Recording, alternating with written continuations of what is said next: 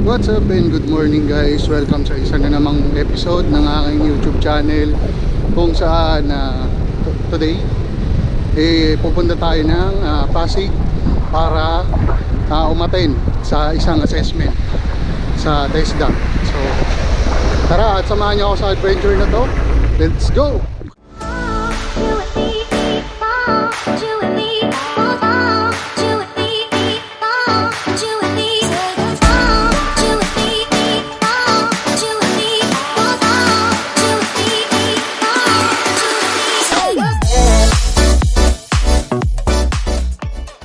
Okay, isang oras ay 5:26 ng umaga.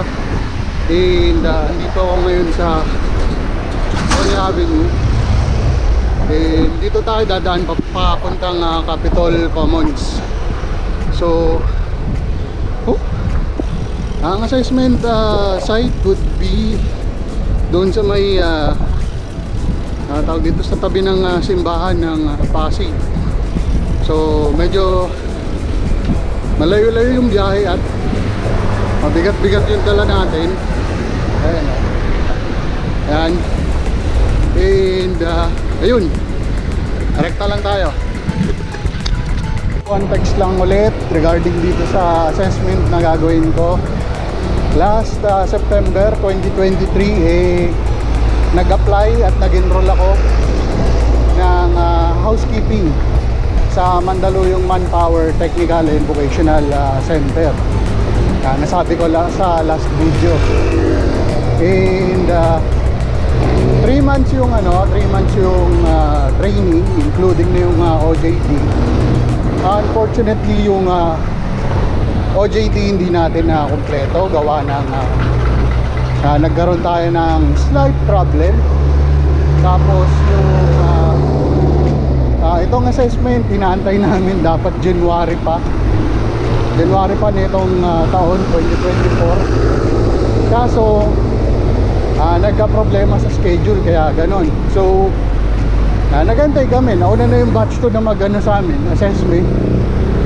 And kami na batch 1 ang naiwan. So ngayon yung mga kasama ko kasi magko-commute. And ako lang yung tawag dito, magbabike papunta sa assessment center. So ayun lang, medyo maaga kasi ang usapan sa pagpunta sa assessment center is 7 AM. Pero alas 5 pa lang bumabiyahe na tayo. Anyways, ayun, diretso na tayo dito sa body tunnel. And paglabas nyan, na Pioneer na. So ayun, balitaan ko kayo maya maya. Let's go!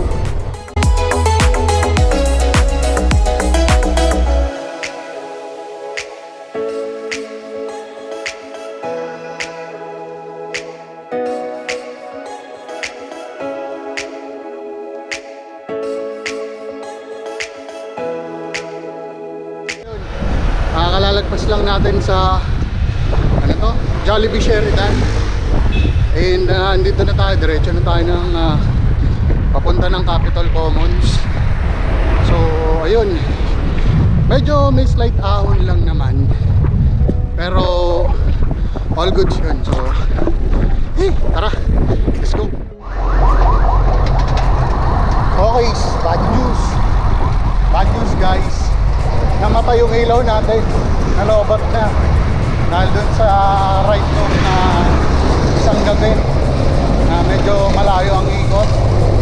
So ayan, asa tayo ngayon sa street lights. And papasok na rin tayo sa papunta ng Bagong Ilog, Pasig. So chill lang ang konti, medyo downslope din yung daan. So at pala mountain bike din nila ko. Anyways yun, so daan-daan lang tayo kasi last time dito may na-accidente na motorista. So chill lang tayo. Chill lang sa baba. So mabilis to. So ayun, dito na tayo sa simbahan ng Pasig. Ito hindi masyado makita eh, pero dito tayo sa may bandang Jollibee mag-aantay dun sa mga kasama natin para sabay-sabay namin pumunta sa assessment. So ayun, kaya na putik yan for today's video. Mukha akong baby na may talaga, may ribbon sa ulo. Anyway, so ayun, waiting lang tayo para sa assessment today. Tayo na lang natin.